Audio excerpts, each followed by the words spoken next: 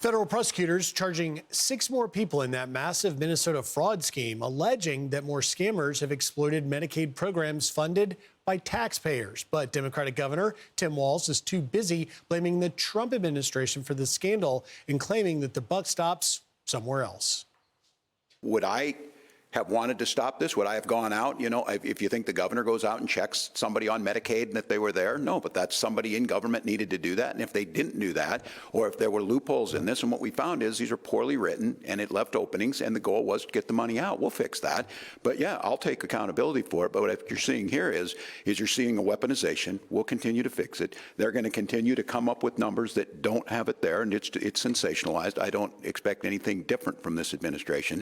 Sensationalized? Well, let's bring in the host of My View, Lara Trump, to see if she agrees. And Lara, good morning. Merry Christmas to you. This is remarkable that Governor Walz continues to try and basically defend what has been the absolute most preposterous Medicaid scam and fraud, just in the Feeding Our Children Alone program, the biggest fraud case in Minnesota and possibly nationally speaking, the biggest fraud case ever. And yet he calls it Trump administration is sensationalizing this.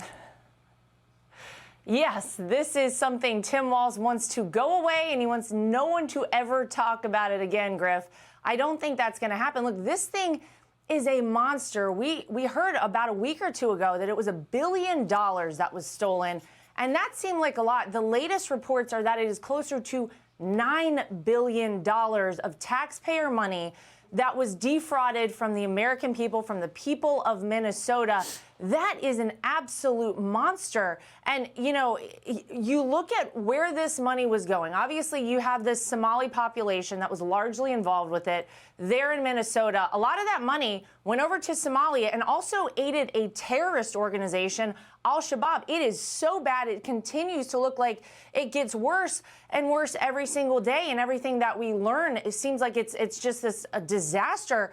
But the good news is, as you said, we are seeing prosecutions because we have President Trump in the White House and we have AG Pam Bondi at the Department of Justice. I can tell you they are going to ensure that these people who perpetrated this fraud are prosecuted to the fullest extent of the law. And that's exactly what we should all want to see happen out of this. But look, you know, whenever you have this Medicare and Medicaid fraud that was perpetrated, you also have this ability, and the Centers for Medicare and Medicaid are saying, we're also trying to get some of that money back. They're looking to the individuals, the Americans who vouched for these Somali citizens when they came over and said, hey, these are good people. They're saying, wait, you said these were good people. These weren't good people. They stole money from Americans, and now you are on the hook for it. This looks like another one of those things where Democrats broke it. This president and his administration are going to try and fix it, Griff. But, man, it gets worse and worse the more we hear. I'm Steve Doocy. I'm Brian Kilmeade. And I'm Ainsley Earhart. And click here to subscribe to the Fox News YouTube page to catch our hottest interviews and most compelling analysis.